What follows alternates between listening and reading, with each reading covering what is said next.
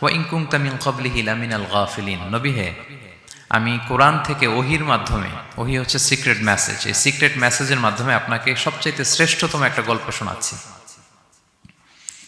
সূরা ইউসুফ হচ্ছে কোরআনের সবচাইতে শ্রেষ্ঠতম গল্প। এই পৃথিবীতে যত গল্প হতে পারে, আপনারা রবীন্দ্রনাথ পড়েছেন, আপনারা বঙ্কিমচন্দ্র চট্টোপাধ্যায় পড়েছেন, আপনারা কেউ শেক্সপিয়র পড়েছেন, আপনারা গোটা বিশ্বের বড় বড় সাহিত্যিকদের বই পড়েছেন।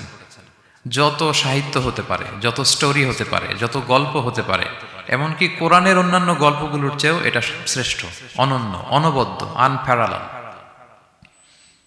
একটা গল্প যে কত নান্দনিক হতে পারে, একটা গল্প কত জীবন্ত হয়ে মানুষের চোখে ধরা পড়তে পারে, সেটা আল্লাহ তাআলা শব্দের, আরবি শব্দের বুননে, ভাষার প্রাঞ্জলতা এই সূরাতে ফুটিয়ে তুলেছেন। এত সুন্দর একটা গল্প আল্লাহ তাআলা বলছেন আহসানুল কাসাস, মানে সবচাইতে শ্রেষ্ঠ গল্প নবী হে আপনাকে শোনাচ্ছি।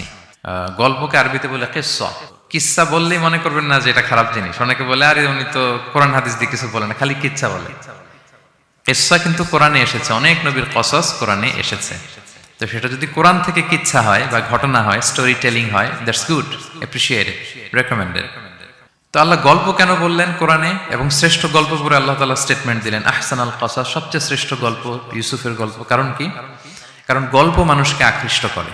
অনেক সময় দেখা যায় যে আমরা যখন তাত্ত্বিক কথা বলি, মানুষ হাই তোলে, কেউ এদিক সেদিক তাকায়, একটু ঝিমুনি ঝিমুনি ভাব। কিন্তু যখন ঘটনা বলি, একটা গল্প যখন শুরু করি, তখন একেবারে নড়ে চড়ে বসে সবাই, মানে কি হইলো দেখি, শেষ পর্যন্ত কোথায় যে ঠেকে। তো এই জন্য আল্লাহ তাআলা মাঝে মাঝে আমাদেরকে গল্প শুনিয়েছেন। ইহুদিদের কাছ থেকে, মদিনা ইহুদিদের কাছ থেকে একটা প্রশ্ন শিখে আসছিল কুরাইশরা। ওই প্রশ্নটা রাসূল সাল্লাল্লাহু আলাইহি ওয়াসাল্লাম করেছিল যে বনি ইসরাইলের, হে মুহাম্মদ, বনি ইসরাইলের লোকেরা তো থাকতো কানাআনে, মানে প্যালেস্টাইনে, তো বনি ইসরাইল মিশরে আসলো কিভাবে? তুমি যদি সত্য নবী হও বলো। আবার কেউ কেউ বলেছিল যে ইউসুফ আলাইহিস সালাম, ইয়াকুব আলাইহিস সালাম, ওনারা থাকতো প্যালেস্টাইনে, ওনারা মিশরে আসলো কি করে বলো।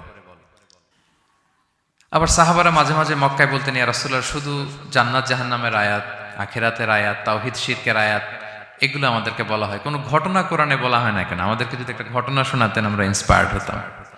এই চাহিদা, এই প্রশ্নগুলোর আলোকে আল্লাহ তাআলা অ্যানসার হিসেবে সূরা ইউসুফকে নাজিল করেছেন। তাহলে শোনো, আহসানুল কাসাস, একটা গল্প কত মাধুর্যময় হতে পারে শোনো। এবং এর মধ্যে দিয়ে আল্লাহ তাআলা বলেছেন বনি ইসরাইল কিভাবে প্যালেস্টাইন থেকে ইজিপ্টে মাইগ্রেট করলেন। এভাবে অনেক নবীদের ঘটনা আল্লাহ তাআলা কোরআনে আমাদেরকে শুনিয়েছেন। আল্লাহ তাআলা বলছেন রুসুলান কদ কসাসনাহুম আলাইকা মিন ক্বাবলু ওয়া রুসুলাল লাম নাকসুসহুম আলাইক। অনেক নবীর ঘটনা হে নবী আপনাকে আমি শুনিয়েছি, আবার অনেক নবীর ঘটনা আমি শোনাইনি।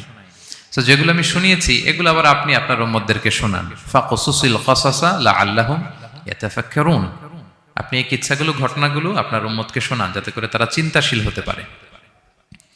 তাহলে এটা হচ্ছে ইন্ট্রোডাক্টরি ডিসকাশন, প্রাথমিক কথা, যে গল্প মানুষকে আকৃষ্ট করতে পারে, এজন্য গল্প মানুষের মনে দাগ কাটে, এবং একটা গল্প কত পাওয়ারফুল হতে পারে, নান্দনিক হতে পারে, এটা এই সূরার মধ্য দিয়ে আল্লাহ তাআলা আমাদেরকে বুঝিয়েছেন। আমরা কিন্তু প্রায় মহামানবদের গল্প শোনাই, সফল মানুষদের গল্প শোনাই।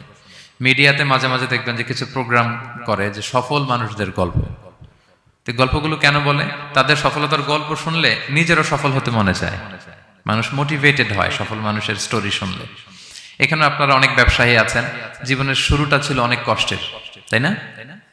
একটা সময় পাড়ি দিয়ে এখন very big business magnate in Kuala Lumpur, মাশাআল্লাহ, অনেক বড় ব্যবসায়ী। তা আপনার হিস্ট্রিটা যদি আমাদের সাথে শেয়ার করেন, গল্পটা যদি বলেন, তখন আমরা অনুপ্রাণিত হব। এজন্য আল্লাহ তাআলা কোরআনে আমাদেরকে গল্প শোনান। তো এই সূরা থেকে আমরা কি কি শিখি? প্রথম যে লেসনটা আমরা শিখি সেটা হচ্ছে, যেহেতু আমি একেবারে ক্রিম লেসনগুলো আপনাদের সামনে আনবো, পুরো সূরাটা কভার করা তো সম্ভব হবে না। প্রথম লেসন হচ্ছে সূরাত ইউসুফ থেকে, যে স্বপ্ন কারোর সাথে শেয়ার করতে নেই। স্বপ্ন যেটা মানুষ ঘুমিয়ে ঘুমিয়ে দেখে, এটাও স্বপ্ন। আবার আরেকটা আছে যেটা মানুষকে ঘুমাতে দেয় না, ওইটাও স্বপ্ন। স্বপ্ন যেটা মানুষ ঘুমায় দেখে, এটাও স্বপ্ন। আবার যেটা পাবার আকাঙ্ক্ষা মানুষকে ঘুমাতে দেয় না, ওইটাও কি? স্বপ্ন। ওটার ভিশন বলে। এই দুইটার একটাও কারোর সাথে শেয়ার করতে নেই। ঘুমের স্বপ্নও শেয়ার করবেন না, আর আপনার যে লং ভিশন, ওইটাও শেয়ার করবেন না কারোর সাথে। এটা হচ্ছে প্রথম লেসন, স্বপ্ন শেয়ার করতে নেই। ছোট্ট ইউসুফ আলাইহিসসালাম স্বপ্ন দেখলেন 11টা তারা, চাঁদ, সূর্য ওনাকে সেজদা করতেছে। এই স্বপ্ন দেখি তার বাবার সাথে শেয়ার করলেন, ইয়াকুব আলাইহিসসালামের সাথে। ইয়াকুব আলাইহিসসালাম বললেন, লা তাকুসুস রুইয়াকা আলা ইখওয়াতিকা ফায়াকিদু লাকা কাইদা। ইউসুফ, তুমি আমাকে বলেছো ভালো, কিন্তু তোমার ভাইদের বলতে যেও না আবার, তাহলে তারা তোমার প্রতি কি করবে? জেলাসি করবে, ষড়যন্ত্র করবে। আর নি'মাতু মাহসুদা, এটা পৃথিবীর চিরাচরিত নিয়ম। আপনি যদি কোনো ব্লেসিংস পান আল্লাহর পক্ষ থেকে, অন্যদের চেয়ে আপনি একটু ডিফারেন্ট হন, আপনার অনেক কিছু থাকে, এটা সবার ভালো লাগবে না। আপনার ভালো জিনিস সবার ভালো লাগবে না। আপনার এই ভালো জিনিসের কারণে অনেকে আপনাকে ঘৃণা করবে। সো স্পেশালি যদি কোনো ভালো স্বপ্ন দেখেন, এট দ্য সেম টাইম খারাপ স্বপ্ন যদি দেখেন, এটা আপনি শেয়ার করবেন না কারোর সাথে। কারণ স্বপ্ন এটা কেবলমাত্র মন মস্তিষ্ক প্রসূত কোনো বিষয় না। মুমিন জীবনে এটা অনেক অর্থবহ। মাঝে মাঝে স্বপ্নের মাধ্যমে আল্লাহ মানুষকে বার্তা দেয়, ইলহাম পাঠায় স্বপ্নের মধ্য দিয়ে। এজন্য বিজ্ঞ, প্রাজ্ঞ, শুভাকাঙ্ক্ষী কাউকে শেয়ার করা যায়। যার জ্ঞান নেই বা ব্যক্তিগত জীবনে পাপী, ভালো মানুষ নয় বা হিংসুক টাইপের, এদের কাউকে আপনার কখনো স্বপ্ন শেয়ার করবেন না। ভালো স্বপ্ন দেখলে শুকরিয়া করবেন আল্লাহর, আলহামদুলিল্লাহ, আল্লাহ কবুল করো। খারাপ স্বপ্ন দেখলে পানাহা চাবেন আল্লাহর কাছে। সুনানে তিরমিজিতে একটা বাব আছে, একটা চ্যাপ্টার, বাব লা তাকুসুর রুইয়া ইল্লা আলা আলিম আও নাসিহ। ভালো আলেম অথবা শুভাকাঙ্ক্ষী ছাড়া স্বপ্ন কাউকে বলতে যেও না, এই অনুচ্ছেদের নাম। এরপর এর কারণটা কি? কারণটা হচ্ছে ফাইন্না রুইয়া তাকাউ আলা মা তুআব্বার। স্বপ্নের ব্যাখ্যা যেমনটা করা হয় তেমনটাই হয়। আপনি একটা স্বপ্ন দেখলেন, একজনকে একটা বললেন, সে হুট করে একটা ব্যাখ্যা দিয়ে দিল, ওইটাই হয়ে যাবে। এটা আপনার জন্য ভয়ঙ্কর হয়ে যেতে পারে। লা ইউহাদ্দিসু বিহা ইল্লা লাবিবান আও হাবিবা। আপনার শুভাকাঙ্ক্ষী, আপনার বন্ধু, আপনার ভালো চায়, এদেরকে বলতে পারেন। কিন্তু যার এই ব্যাপারে জ্ঞান নেই, হুটহাট করে ব্যাখ্যা করবে, এরকম কাউকে বলা যাবে না। কারণ যেমন ব্যাখ্যা করা হবে তেমনটা হবে। ইউসুফ আলাইহিস সালাম ভালো স্বপ্নের ব্যাখ্যা জানতেন, ইয়াকুব আলাইহিস সালাম ভালো স্বপ্নের ব্যাখ্যা জানতেন, আল্লাহ রাসূল সাল্লাল্লাহু আলাইহি ওয়াসাল্লাম ভালো স্বপ্নের ব্যাখ্যা জানতেন। আবু বকর রাদিয়াল্লাহু তাআলা আনহু সাহাবীদের মধ্যে সবচেয়ে ভালো স্বপ্নের ব্যাখ্যা জানতেন। ইভেন রাসূল সাল্লাল্লাহু আলাইহি ওয়াসাল্লাম মাঝে মাঝে স্বপ্ন দেখে আবু বকরকে বলতেন, দেখি ব্যাখ্যা করো তো তুমি। তাবিঈদের মধ্যে মুহাম্মদ ইবনে সিরিন খুব ভালো স্বপ্নের ব্যাখ্যা জানতেন। এক লোক এসে মুহাম্মদ ইবনে সিরিনকে বলল যে, আমি দেখলাম আমার ছেলে পানি খেতে খেতে পেটটা এত বড় হয়ে গেছে। এই একই স্বপ্ন আরেকটা লোকও দেখলো, দেখে এক মূর্খের কাছে জিজ্ঞেস করলো। সে বলল, সর্বনাশ, এত বড় পেট হয়ে গেছে, তোমার ছেলে তো মারা যাবে। ঠিকই কয়েকদিন পরে ছেলেটা মারা গেল। আর একই স্বপ্ন দেখে এই লোক মুহাম্মদ ইবনে সিরিনকে জিজ্ঞেস করেছিল, উনি বলেছেন যে তোমার ছেলে তো অনেক বড় আলেম হবে। ঠিক তাই হয়েছে, ওই ছেলে অনেক বড় আলেম হয়েছে। তো ফাইন্না রুইয়া তাকাউ আলা মা তুআব্বার। স্বপ্নের ব্যাখ্যা তেমন হয় যেমন এটার ব্যাখ্যা করা হয়। রাসূল সাল্লাল্লাহু আলাইহি ওয়াসাল্লাম একবার স্বপ্নে দেখলেন যে তিনি, ওনাকে দুধ দেয়া হয়েছে, বাটিতে দুধ খাচ্ছেন, পরে আঙ্গুলের ফাঁক থেকে দুধ বেরোচ্ছে। এই সামান্য একটু দুধ রাসূল সাল্লাল্লাহু আলাইহি ওয়াসাল্লাম উমরে ফারুককে দিলেন। সাহাবারা বললেন, মাযা আউয়ালতা বিহি ইয়া রাসূলুল্লাহ, এটা তাওয়িল কি? তখন বললেন, আউয়ালতু বিহি আল ইলম, এটা দিয়ে আমি জ্ঞান বুঝিয়েছি। মানে উমরে ফারুকের আল্লাহ তাআলা অনেক জ্ঞান দিবে। স্বপ্নে কেউ দুধ খাচ্ছেন, এটা আপনার জ্ঞানের প্রতীক। রাসূল সাল্লাল্লাহু আলাইহি ওয়াসাল্লাম স্বপ্নে দেখলেন লোকজন দাঁড়ানো, কারো গায়ের জামা এতটুকু, কারো এতটুকু, কারো হাঁটু পর্যন্ত, আর উমরে ফারুক জামা একেবারে টেনে হিচড়ে যাচ্ছে। তো সাহাবারা বললেন, মাযা আউয়ালতু বিহি ইয়া রাসূলুল্লাহ, এই স্বপ্নের তাওয়িল কি, ব্যাখ্যা কি? রাসূল সাল্লাল্লাহু আলাইহি ওয়াসাল্লাম বললেন, আউয়ালতু বিহি আদ-দীন আত-তাকওয়া, এটা দ্বারা আমি দিনদারি বুঝিয়েছি। মানে উমরে ফারুকের দিনদারি অনেক বেশি। স্বপ্নে কেউ ছোট জামা দেখলে তার দিনদারি কমতেছে, এটার একটা আলামত। তো এই জন্য হুট করে স্বপ্নের কথা কাউকে শেয়ার করতে নেই। রাসূল সাল্লাল্লাহু আলাইহি ওয়াসাল্লাম ফজরের সালাতের পরে মসজিদে নববীতে সালাম ফিরিয়ে সাহাবাদের দিকে মুখ ফিরিয়ে বসতেন, তাসবিহ পড়তেন, এরপর জিজ্ঞেস করতেন, হাল রাআ আহাদুম মিনকুম আল বারিহাতা রুইয়া, গত রাতে কেউ কোনো স্বপ্ন টপ্ন দেখেছে নাকি? তো তখন সাহাবারা এই স্বপ্ন বলতেন, রাসূল সাল্লাল্লাহু আলাইহি ওয়াসাল্লাম ব্যাখ্যা করতেন। সুবহানাল্লাহ, কত সৌভাগ্যবান ছিলেন তারা। তাহলে স্বপ্ন বলা যাবে নাকি কাউকে? শুধু মুরাদ ভাই বলবে না, বাকিরা বলবে? স্বপ্ন বলবেন কাউকে না। খুবই শুভাকাঙ্ক্ষী, আপনার একেবারে ক্লোজ ফ্রেন্ড, তাকে বলতে পারেন। আর অনেক বড় আলেম যিনি ভালো ব্যাখ্যা করতে পারবেন, আপনাকে গাইড করতে পারবেন, তাকে বলবেন। এছাড়া বলা যাবে না। আর খারাপ স্বপ্ন তো বলাই যাবে, আল্লাহ তাআলার কাছে পানা চাইতে হবে।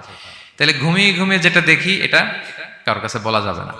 আর যেটা পাওয়ার আকাঙ্ক্ষা মানুষকে ঘুমাতে দেয় না, ওইটাও একটা স্বপ্ন। বলে না যে আমার জীবনের স্বপ্ন আমি এটা করব, এটাও স্বপ্ন।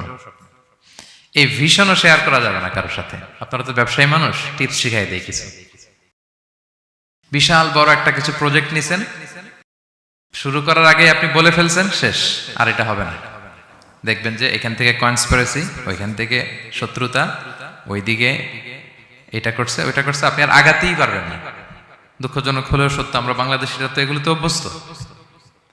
সবার মধ্যে কম বেশি জেলাসি কাজ করে ন্যাচারালি, আমাদের বাংলাদেশিদের এটা আরো বেশি। আমি আমার প্রায় আলোচনাতে বলি যে আমাদের জাতীয় খেলা হাডুডু হওয়ার কারণ হচ্ছে এই খেলার ধরনটাই এমন, একজন সামনে যেতে চায়, 10 জন পা ধরে পিছনে টানতে চায়। তো একটা গল্প শুনেছিলাম এরকম, যে এক লোক জাহান্নাম ভিজিট করতে গেছে। এক এক দেশের লোকদের জন্য এক এক জাহান্নাম, প্রত্যেক জাহান্নামের উপর একজন রক্ষী ফেরেশতা। তো দেখতেছে যে একটা জাহান্নামের আশেপাশে কোনো রক্ষী ফেরেশতা নেই। তো বললো যে সব জাহান্নামের উপরে রক্ষী ফেরেশতা যাতে বেরোতে না পারে কেউ, এই জাহান্নামের কোনো রক্ষী ফেরেশতা নাই কেন? এটা কোন দেশের? বলতেছে এটা বাংলাদেশের জাহান্নাম। কেউ যদি কোনো রকম বেরোইতে চায়, বাকিরা টেনে আবার ঢুকায় ফেলবে, বেরোয়া যাবে না এখান থেকে। তো এটা নাকি বাংলাদেশের জাহান্নাম। এটা জাস্ট একটা মজার ছলে গল্প করলাম আর কি। তা আপনি আপনার ভিশন শেয়ার করলে বিপদে পড়ে যাবেন।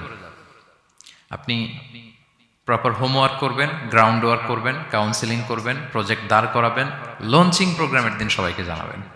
সব রেডি, এবার আর কেউ কিছু করতে পারবেন, এটা দাঁড়ায় গেছে, সব রেডি আমার। লঞ্চিং জাস্ট একটা ফর্মালিটিস, তারপরে আমার কাজ শুরু হবে। কিন্তু আপনি আগেই যদি সবাইকে জানায় ফেলেন, হবে এটা? হবে না। এটা হচ্ছে 1 নম্বর লেসন, স্বপ্ন শেয়ার করতে নেই। এই লেসনটাকে ক্লিয়ার প্রিয় ভাই এবং বোনেরা? আচ্ছা, মুভিং অন, 2 নম্বরে চলে যাই।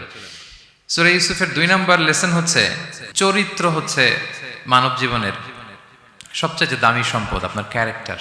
আমরা ছোটবেলায় পড়েছি না যে when money is lost, nothing is lost, health is lost, something is lost, character is lost, সব শেষ। এটা অনেক দামি সম্পদ।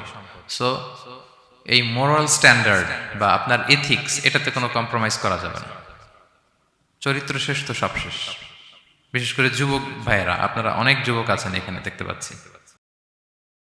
এই চারিত্রিক উন্নত চরিত্র, এটা আল্লাহ তাআলার কাছে অত্যন্ত প্রিয়। এবং যারা চরিত্র হেফাজত করতে চায়, যে যুবক, আল্লাহ তাআলা তাদেরকে সাহায্য করা নিজের জন্য অবধারিত করেছেন, তাকে হেল্প করা, যে নিজের চরিত্র বাঁচাতে চায়। রাসূল সাল্লাল্লাহু আলাইহি ওয়াসাল্লাম বলেছেন, সালাসাতুন হাক্কুন আলাল্লাহি আউনুহুম, 3 শ্রেণীর ব্যক্তিকে সাহায্য করা আল্লাহ নিজের উপর আবশ্যক করেছেন। এর মধ্যে এক শ্রেণী হচ্ছে ওয়ান্নাকিহ আল্লাযী ইউরিদুল আফাফ, এমন যুবক যে বিয়ে করে নিজের চরিত্র হেফাজত করতে চায়। সেম গোস টু ফিমেল, নারীদের ক্ষেত্রেও একই কথা। প্রত্যেকের ক্ষেত্রে, যুবক যুবতী প্রত্যেকের জন্যই তার চরিত্রটা তার জীবনের সবচাইতে দামি সম্পদ। এবং এটা হেফাজতের একমাত্র মাধ্যম হচ্ছে বিয়ে। বিয়ে হচ্ছে আমাদের চরিত্র হেফাজতের রক্ষা কবচ। এবং রাসূল সাল্লাল্লাহু আলাইহি ওয়াসাল্লাম যুবক যুবতীদেরকে উদ্দেশ্য করে বলেছেন যে ইয়া মা'আশারাশ শাবাব, হে যুবক যুবতীরা, মান ইসতাতা'a মিনকুমুল বাআতা ফালিয়াতাযাওয়াজ, তোমাদের যাদের সক্ষমতা আছে তোমরা বিয়ে করে ফেলো। টাইমলি ম্যারেজ আমরা সবসময় বলি, সময় মতো করতে হবে। ফাইন্নাহু আগাদ্দু লিল বাসার, বিয়ে করলে দৃষ্টি সংযত হয়। ওয়া আহসানু লিল ফারাজ, প্রাইভেটস এটা হেফাজতে থাকে, লজ্জাস্থান। ওমান লাম ইয়াস্তাতি', যদি কারো সক্ষমতা না থাকে, ফাআলাইহি বিস-সাওম, সে যেন রোজা পালন করে। ফাইন্নাহু লাহু বিজা, এটা তার জন্য ঢাল স্বরূপ। তাহলে অন টাইমে ম্যারেজের কথা রাসূল সাল্লাল্লাহু আলাইহি ওয়াসাল্লাম আমাদেরকে বলেছেন। এবং এই যৌবন এটা কিন্তু একটা হিউজ এনার্জি। ইয়স, আপনাদের নামও তো দিয়েছেন কি Bangladeshi young business community Malaysia presents. তো আপনারা হচ্ছেন সবাই এখানে যুবক, তাগড়া যুবক। এই যৌবন 5টা প্রশ্নের উত্তর না দিয়ে কিয়ামতের ময়দানে মানুষ পা নাড়াতে পারবে না। এর মধ্যে একটা প্রশ্ন হচ্ছে তোমার জীবনের যে মাহেন্দ্রক্ষণ যৌবন, এটা তুমি কিভাবে কাজে লাগিয়েছো, তোমার ইয়ুথ, এটার ব্যাপারে আপনি জিজ্ঞাসিত হবেন। সো এই যৌবনটা এটা আমাদের কাছে আমানত। এজন্য রাসূল সাল্লাল্লাহু আলাইহি ওয়াসাল্লাম অসংলগ্ন দৃষ্টিপাত করতে আমাদেরকে নিষেধ করেছেন, দৃষ্টি যাতে আমরা হেফাজত করি। এবং তিনি বলেছেন 2টা অঙ্গের গ্যারান্টি যদি আমাকে কেউ দেয় যে এই 2 অঙ্গের পাপ কেউ করবে না, আমি নবী তাকে জান্নাতের গ্যারান্টি দেই। মাইয়াদমান লি মা বাইনা লিহিয়াইহি ওয়া মা বাইনা রিজলাইহি আদমান লাহুল জান্নাহ। 2 অঙ্গ কোনটা? 2 চোয়ালের মাঝখানে যেটা থাকে, মানে জিহ্বা। আর হচ্ছে দুই পায়ের মাঝখানে যেটা থাকে মানুষের প্রাইভেট, এই দুই অর্গান, দুই অঙ্গের পাপ যদি কেউ করবে না বলে আমি নবীকে গ্যারান্টি দেয়, আমি নবী তাকে জান্নাতের গ্যারান্টি দেয়। এই দুই অঙ্গ দিয়ে বেশি পাপ হয় মানুষের, খেয়াল করে দেখবেন বেশি পাপ হয়। তো এই জন্য ইসলাম বিবাহ বহির্ভূত সকল সম্পর্ককে হারাম করেছে, বিয়েকে হালাল করেছে। বিয়ের মধ্যে প্রশান্তি আছে, প্রাপ্তি আছে, দায়িত্বশীলতা আছে। অনেকে বলে যে আমি লিভ টুগেদার করবো, এখানে ইসলামের এত সমস্যা কেন? আমি আমার সূরা নূরের একটা লাইভ সিরিজ করতেছি, ওখানে বিস্তারিত বলেছি যে এখানে অনেক সমস্যা আছে। আপনি এই বাংলাদেশের পার্সপেক্টিভে যদি বলি, ঢাকা মেডিকেলের ডাস্টবিনে প্রায় নবজাতক বাচ্চা পাওয়া যায়, পত্রিকায় আসে, হয় জীবিত নয় মৃত। তো ওই যে বাচ্চাটা যে আপনি প্রাণ নষ্ট করলেন, এই অধিকার কি আমার আছে? নাই। কারো প্রাণ হরণের অধিকার তো আমার নেই। আরে বাচ্চাটা যদি জীবিত থাকে, এবার তার লাইফটা দেখেন কিরকম, কত হ্যাসেল। তার কোনো হিস্ট্রি নাই, তার হিস্ট্রি ইজ মিসিং। তার বাবা নাই, তার মা নাই। আমাদের প্রত্যেকের বাবা মা আছে, আমাদের একটা জেনেটিক্যাল ইনহেরিটেন্স আছে। আমার 14 পুরুষের জেনেটিক্যাল অ্যাট্রিবিউটস নিয়ে আমি বড় হয়েছি, আমার হিস্ট্রি আছে, তার হিস্ট্রি মিসিং। আর ইসলাম লিনিয়েজ মানে বংশকে প্রিজার্ভ করাকে খুব গুরুত্ব দেয়, এটা জরুরি। আমি একটা মেয়েকে বিয়ে করবো, ওর বাবাকে দাদাকে না জানলে আমি কিভাবে বুঝবো যে তার হিস্ট্রি কি? একটা ছেলেকে কেউ বিয়ে করবে, তার বাপ দাদা 14 পুরুষ হিস্ট্রি না জানলে, তার গ্রাম নাই, তার নাম নাই, তার পরিচয় নাই। তো এই জন্য ব্যাপারটা যত সহজে আমরা বলি যে লিভ টুগেদার করলে অন্যের সমস্যা কি? মিউচুয়াল কনসেন্ট তো আছে, পারস্পরিক সম্মতির ভিত্তিতে রিলেশন হলে সমস্যা কোথায়? এইখানে সমস্যা। লিনিয়েজ প্রিজার্ভ করা যায় না, তার রাইটস ভায়োলেট হয়। ছোট্ট ছেলে মেয়েরা তাদের মায়ের আদর পাবে, বাবার আদর পাবে, এটা তার অধিকার না? তো যে ছেলেটা ডাস্টবিনে পড়ে রইল, লেটস সে কোনো অরফ্যান হাউস তাকে নিয়ে আসলো, এতিমখানা, তো সে কি বাবা মায়ের আদরটা পায়?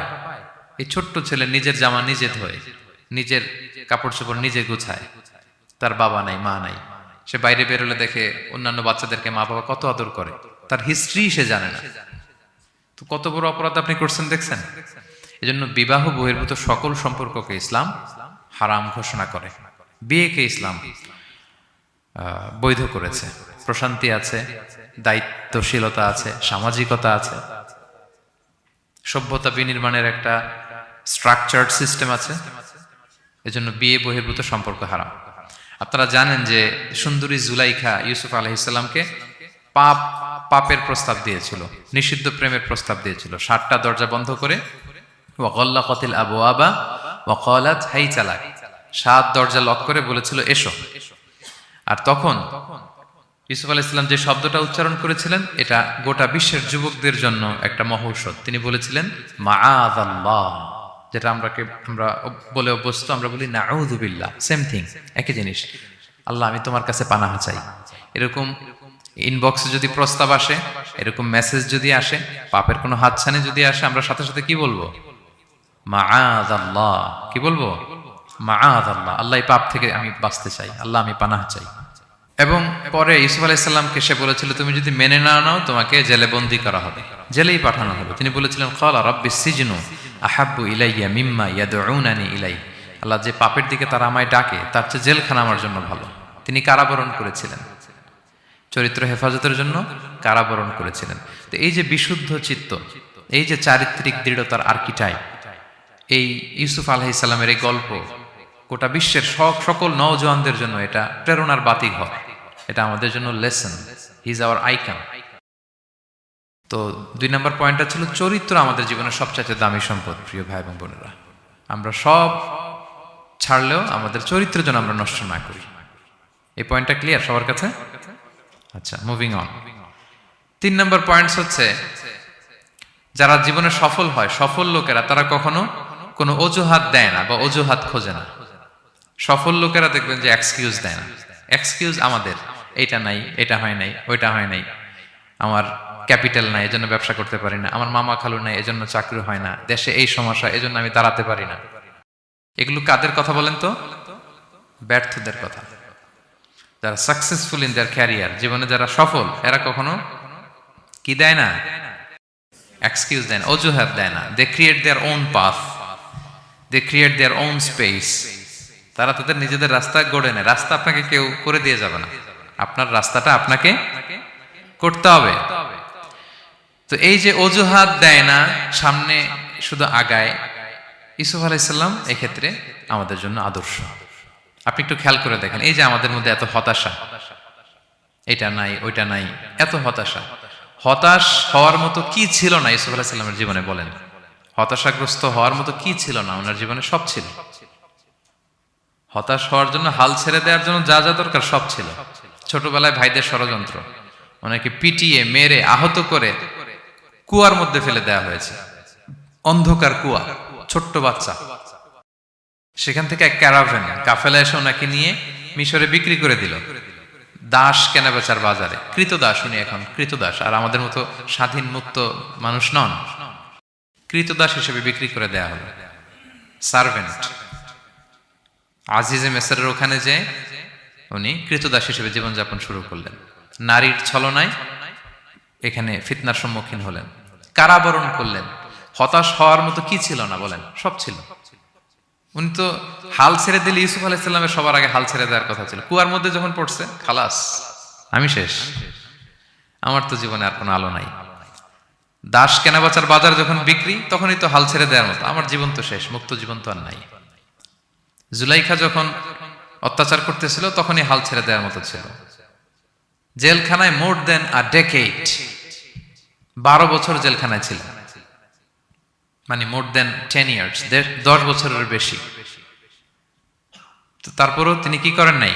অজুহাত দেয় নাই, ধৈর্যের সাথে, সাহসিকতার সাথে একটার পর একটা পথ পরিক্রমা তিনি পাড়ি দিয়েছেন। এবং দেখেন যে উনি জেলখানার ভেতরে যে পুরো জেলখানার পরিবেশ চেঞ্জ করে ফেলছিলেন আল্লাহ নবী ইউসুফ আলাইহিস সালাম। জেলখানায় কারা যায় বলেন তো দেখি? চোর, ডাকাত, গুন্ডা, বদমাশ, তাই না? তো ওখানে যে উনি দেখলেন যে কারা কর্তৃপক্ষ এই গুন্ডা বদমাশদেরকে নিয়ন্ত্রণে রাখতে হিমশিম খাচ্ছে, আল্লাহ নবী ইউসুফ আলাইহিস সালাম ওনার চারিত্রিক মাধুর্যতা দিয়ে, ওনার পার্সোনালিটি দিয়ে, ওনার আচরণ দিয়ে, সবকিছু দিয়ে সবার মন জয় করে ফেললেন। কয়েক মাসের ব্যবধানে পুরো মিশরের জেলখানা ওনার নিয়ন্ত্রণে। সবার অসুস্থ যারা সেবা শুশ্রূষা করলেন, যাদের কাউন্সেলিং দরকার কাউন্সেলিং করতে লাগলেন।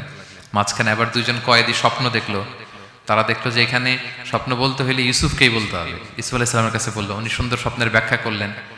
এরপর প্রপার একটা টাইমে দাওয়াতি কাজ শুরু করলেন। তার মানে আপনার রাস্তা যদি একটা বন্ধ হয়, আরো 10টা খোলা, ঠিক কিনা? একটা দরজা বন্ধ, আল্লাহ তাআলা আরো অনেকগুলো দরজা খুলে দিবেন। One door is closed, many doors are open, আরদুল্লাহি ওয়াসিআ। দাওয়াতি কাজ আপনি করতে চাইলে অনেক জায়গা খোলা আছে। এবং জেলখানা, কারাবরণ, কোনো কিছু দিয়ে আল্লাহ নবী ইউসুফ আলাইহিস সালামকে দমানো যায় না। দমানো গিয়েছে না। যেন সফলরা এগুলো বলেন, আমি তো কারাবরণ করছিলাম, আমি তো 10 বছর